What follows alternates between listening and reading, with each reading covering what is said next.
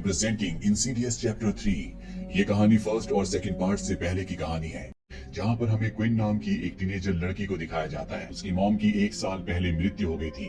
वो अपनी मॉम से बहुत ज्यादा कनेक्टेड है, इसीलिए वो अपनी मॉम को बहुत याद करती है। उसे हमेशा ऐसा लगता है कि उसकी मॉम की आत्मा उसके आसपास ही है। क्विन अपने पिता और अपने छोटे भाई के साथ घर में रहती है और एक दिन वो एलिस से मिलने जाती है, जिसे हमने पिछली 2 कहानियों में देखा था, जिसने जॉश की मदद की थी।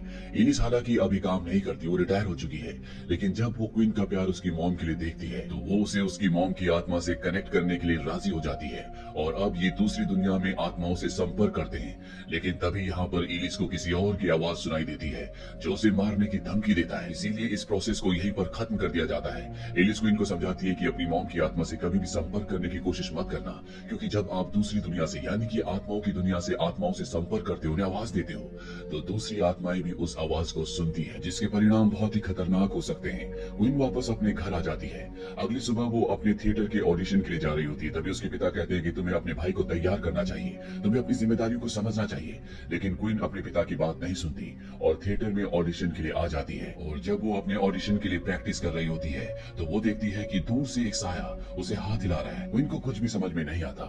इसके बाद वो अपना ऑडिशन देती है, लेकिन डिस्ट्रैक्शन की वजह से उसका ऑडिशन बहुत खराब जाता है और वो फेल हो जाती है। क्वीन इस बात से बहुत उदास होती है। वो अपनी दोस्त के साथ बाहर बैठी होती है। उसकी दोस्त कहती है कि मैं अपनी गाड़ी लेकर आती हूँ। उसकी दोस्त वहां से निकल जाती है और तभी क्वीन देखती है कि वही साया जो उसे थिएटर में ऑडिटोरियम में दिखा था, जो उसे हाथ हिला रहा था, वो एक बार फिर से दूर से उसे हाथ हिला रहा है। इससे पहले कि वो कुछ समझ पाती, पीछे से गाड़ी आती है और क्वीन को टक्कर मार देती है। क्वीन को बेहोशी की हालत में हॉस्पिटल ले जाया जाता है और बेहोशी की हालत में वो एक अंधेरी दुनिया में पहुंच जाती है, जहां पर एक बार फिर से उसके सामने वही साया आता है जो उसे हाथ हिला रहा था। और तभी क्वीन की आंख खुल जाती है। उसे पता चलता है कि उसके दोनों पैर टूट चुके हैं। 3 हफ्तों तक वो हॉस्पिटल में रहती है। हॉस्पिटल से डिस्चार्ज होने के बाद क्वीन के पास एक बूढ़ा कपल आता है, जिसे वो पहले से जानती है। इसमें जो लेडी होती है उसका नाम ग्रेस होता है और वो क्वीन को बताती है कि उसने the man who can't breathe की आवाज सुनी है, वो तुम्हें बुला रहा था। लेकिन क्वीन उसकी बातों पर ज्यादा ध्यान नहीं देती। अब क्वीन को घर वापस ले आया जाता है, जहाँ पर उसके पिता उसे एक बेल देते हैं ताकि उसे किसी भी चीज की जरूरत हो तो वो बेल बजाए और वो उसके पास आ जाए।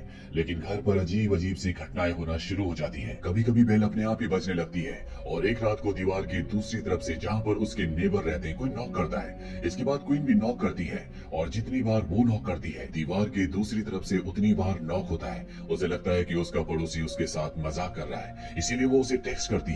लेकिन उसे पता चलता है कि उसका पड़ोसी घर पर है ही नहीं। ये सब जानने के बाद क्वीन बहुत बुरी तरह से डर जाती है। वो सोने की कोशिश करती है और तभी ऊपर से एक काला हाथ आता है जो उसके हाथ को पकड़ लेता है। क्वीन डरकर जोर से चिल्लाती है और ऊपर सीलिंग की तरफ देखती है जो क्रैक हो गई होती है।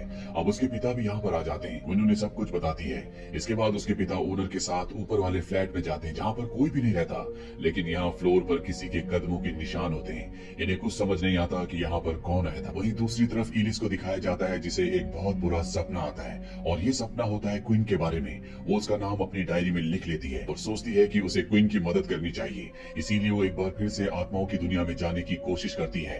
और तभी उसे किसी के सांस लेने की आवाज आती है और ये आवाज होती है the man who can't breathe की। इसके बाद वो अपनी असली दुनिया में वापस आ जाती है और देखती है कि उसके फ्लोर पे किसी के काले कदमों के निशान है। वो उनका पीछा करती है और वो निशान नीचे बेसमेंट की तरफ जा रहे होते हैं। वो धीरे धीरे नीचे बेसमेंट में पहुंच जाती है। निशान अब दीवार के ऊपर जा रहे होते हैं और जब वो ऊपर देखती है तो वहां पर वो साया उसके ऊपर हमला कर देता है, उसे मारने की कोशिश करता है। लेकिन किसी तरह से एलिस अपने आप को बचाकर ऊपर आ जाती है और फैसला करती है कि अब वो दोबारा से आत्माओं की दुनिया में कभी नहीं जाएगी। वही क्वीन को दिखाया जाता है, जिसके साथ अब घटनाएं और भी ज्यादा बढ़नी शुरू हो गई है। और जब एक दिन वो अपनी दोस्त से लैपटॉप पर वीडियो चैट कर रही होती है, तभी उसकी दोस्त कहती है कि तुम्हारे पीछे कौन खड़ा है। क्वीन समझ जाती है कि कुछ न कुछ गड़बड़ है, क्योंकि वो कमरे में अकेली होती है। वो कॉल को डिस्कनेक्ट करती है और जब वो सामने देखती है तो पर्दे के पीछे एक साया होता है जो धीरे धीरे उसकी तरफ बढ़ रहा होता है और तभी अचानक से वो नीचे गिर जाता है। क्वीन जब बेड के नीचे देखती है तो वही साया ऊपर से उसे खींचकर बेड से नीचे गिरा देता है। क्वीन जोर जोर से चिल्लाना शुरू कर देती है और तब तक उसके पिता वहां पर आ जाते हैं, जो क्वीन को शांत करते हैं। अगली रात को क्वीन को दिखाया जाता है जो सोफे के ऊपर सोई हुई है। तभी ऊपर से उसे किसी के कदमों की आहट सुनाई देती है, जिससे क्वीन डर जाती है और ब्लैंकेट अपने चेहरे के ऊपर कर लेती है। पर जब वो ब्लैंकेट हटाती है तो वो देखती है कि वो फ्लैट नंबर 514 के बाहर है। वो यहाँ से निकलना चाहती है, पर तभी वहाँ पर the man who can't breathe आ जाता है और उसे उठाकर एक कमरे के अंदर फेंक देता है, जहाँ पर उसे एक और लड़की घिसटते हुए उसकी तरफ आती हुई नजर आती है। और ये और कोई नहीं बल्कि वो खुद ही होती है, जिसका चेहरा नहीं होता। उन्हें सब देखकर चिल्लाना शुरू कर देती है और एक बार फिर से उसके पिता कमरे में आ जाते हैं और वो अपने पिता को दिखाती है कि वहाँ पर किसी के पैरों के निशान है जो पूरी तरह से काले हैं, जो खिड़की से बाहर जा रहे हैं। और जब क्वीन खिड़की से बाहर देखती है तो the man who can't breathe उसे खिड़की से बाहर खींचने की कोशिश करता है। उसके पिता उसे खींचकर वापस कमरे में ले आते हैं और अब तक उसके पिता जो उसकी बातों को सिर्फ उसका वहम समझ रहे थे, उन्हें समझ में आ जाता है कि वो सच कह रही है। इसीलिए वो एलिस के पास जाते हैं, पर एलिस उनकी मदद करने से मना कर देती है। वो कहती है कि अब मैं ये काम छोड़ चुकी हूँ। पर क्वीन के पिता कहते हैं कि क्वीन की जान खतरे में, उसे तुम्हारी जरूरत है। इसीलिए एलिस उसकी बात मान जाती है और उसके घर पर आती है, जहाँ पर एक बार फिर से वो आत्माओं की दुनिया में जाती है। वहां जाने के बाद उसका सामना पाकर की आत्मा से होता है, जिस बूढ़े आदमी की आत्मा को हमने सेकंड पार्ट में देखा था, जिसने जॉर्ज के शरीर पर कब्जा कर लिया था और उससे वो उसके परिवार को मरवाना चाहती थी। यहाँ पर एलिस का उसी आत्मा से सामना होता है जो उसे मारने की कोशिश करती है। एलिस वापस इंसानों की दुनिया में आ जाती है और वो क्वीन की मदद करने से मना कर देती है। इसके बाद एलिस के पिता दो ब्लॉगर्स को अपने पास लेकर आते हैं जो इसी तरह के काम करते हैं, लेकिन वो भी क्वीन की मदद नहीं कर पाते। वही एलिस को दिखाया जाता है जो अपने दोस्त के पास जाती है, जो पहले उसी के साथ काम किया करता था, और वो एलिस को बताता है कि तुम्हें अपने आप को भूलना नहीं चाहिए। तुम एक असली इंसान हो और जिससे तुम लड़ रही हो वो सिर्फ दूसरी दुनिया की यानी कि आत्माओं की दुनिया की बुरी आत्माएं हैं। तुमने कुछ साल पहले यानी कि सन 1986 में जॉर्ज के केस को भी सॉल्व किया था।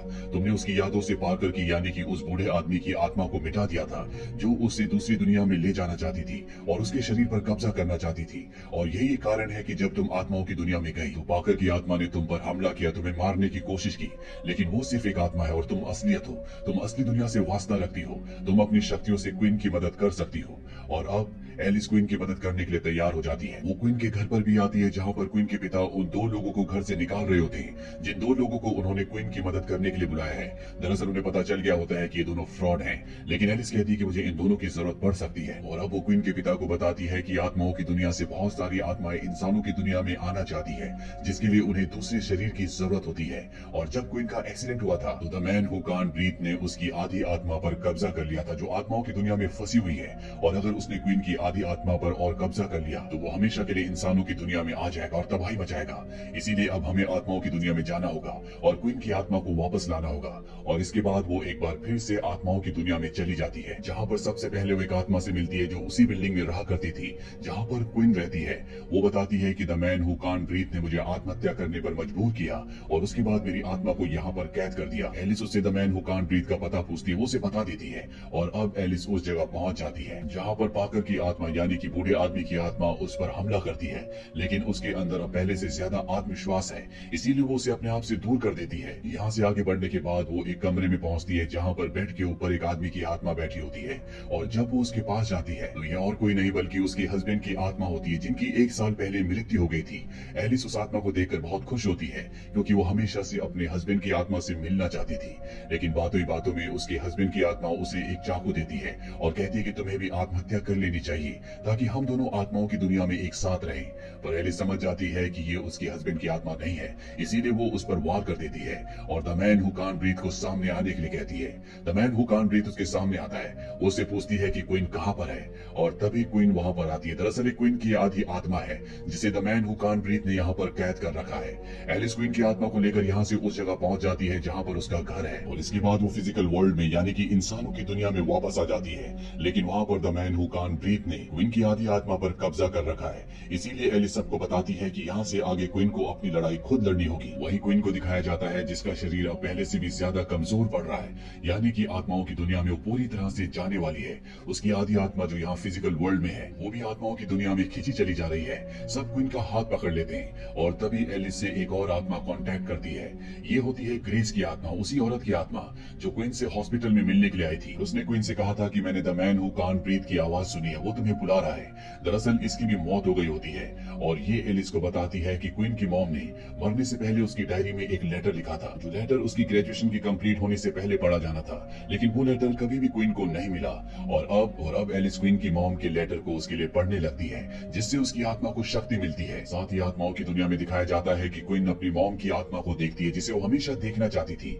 इससे उसे बहुत शक्ति मिलती है और वो the the man who can't breathe के मास्क को, जिससे वो सांस लेता है, उसे निकाल देती है। उसे सांस लेने में तकलीफ होती है और वो क्विन को छोड़कर चला जाता है। क्विन असली दुनिया में यानी कि फिजिकल वर्ल्ड में सही सलामत वापस आ जाती है। क्विन अब पूरी तरह से ठीक हो चुकी है। एलिस उसे बताती है कि तुम्हें अपनी मॉम की आत्मा को ढूंढने के लिए कभी भी आत्माओं की दुनिया में जाने की जरूरत नहीं है, क्योंकि वो हमेशा तुम्हारे साथ थी और आज भी तुम्हारे साथ है।